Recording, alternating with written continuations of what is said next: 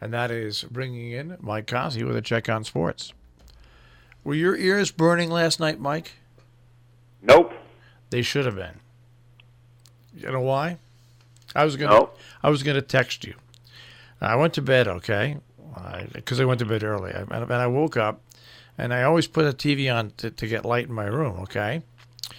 And I put the TV on, and it's I do believe it's the 6th inning, the Red Sox and the Yankees. The Yankees are losing 3-1. Oh, and the midget hit a grand slam? No, not that. Your name came to mind. Eovaldi was pitching against the Yankees. He always does good against the Yankees. Mm-hmm. He had them baffled.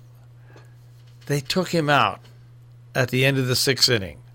In the 7th inning, they brought in a reliever, loaded the bases, brought in another reliever, grand slam, home run, game over. Well, that's because these guys go deep in pitch counts. He pitched 6 innings. He threw 104 pitches. And on April 17th, you need to take the guy out. I mean, they did the right thing. But like I said, all spring so far, the Red Sox bullpen is terrible at best. And you just said it. The game was completely in control. Completely in control. Yeah, but they had to take him out. Yeah. He couldn't go any further. If he starts the next inning, he's going to go to 120 pitches or more, and that's too much early in the season. All right. Well, I just felt I'm a Yankee fan. I'm not a Red Sox fan, but I just shook my head and felt sorry for the starting pitcher. That's all. Went from a win to a no decision.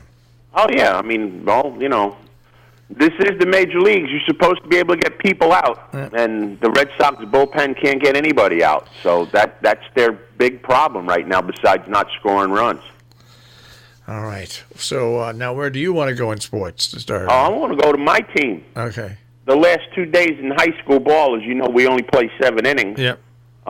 Tuesday we lost the game 1-0 in 8 innings, and then yesterday we won 4-3. You ready for this?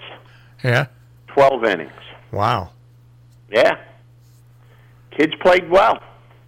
Kids played very well. We were down 2-0 after the second inning. Kid hit a 2-run homer against us, and we went into extra innings 3-3. And both teams had guys on base in extra innings, and we made the plays and got them out, and we scored in the bottom of the 12th. But I'll tell you one thing, and I know the umpire can't be listening. My guy scored from second base on a base hit down the left field line. Yeah. He missed third. Oh, wow. I was standing right there in a box watching him, and I saw him miss third, and I didn't say anything. I said, let's just say it's getting dark, and this umpire's not going to care. And sure enough, game over. He hit the bricks. We won the game. He missed third. Yeah. If we would have had 2 umpires on the field, they might have made the call, but one didn't show up. Well, you see, there you go. Karma. Yeah. Or something. All right. Who knows what it is. But, yeah, it was a good win for our guys yesterday. All right. Where else do we want to go here? The Mets, it's starting. Yeah. The falling apart is starting. You're right. It's starting. Yeah, falling apart, starting. Lost 2 in a row, 5 out of their last 10, 10-8.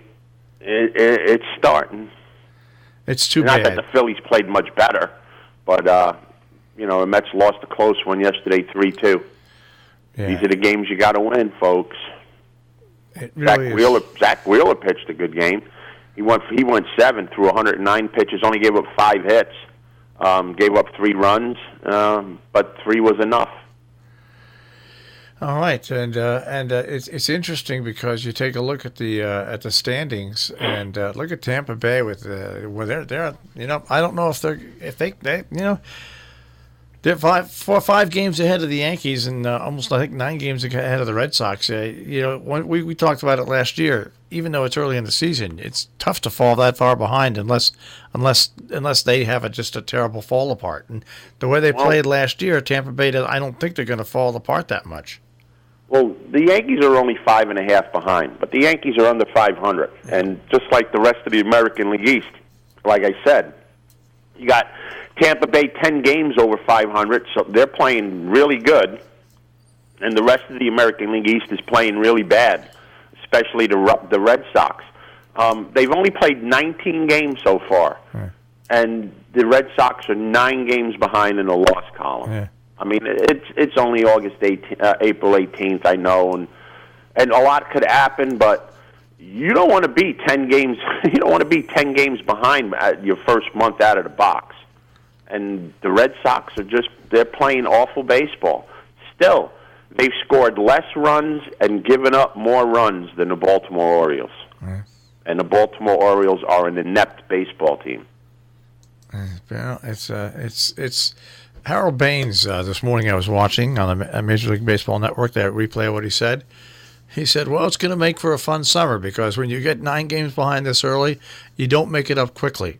That's 2 weeks of winning versus losing to make that up. Yeah. So Said, 9 games behind, you're looking at a month. Yeah, he said it's going to be a hit. He said that. He said either a month or 2 to make it up if you start playing really good baseball.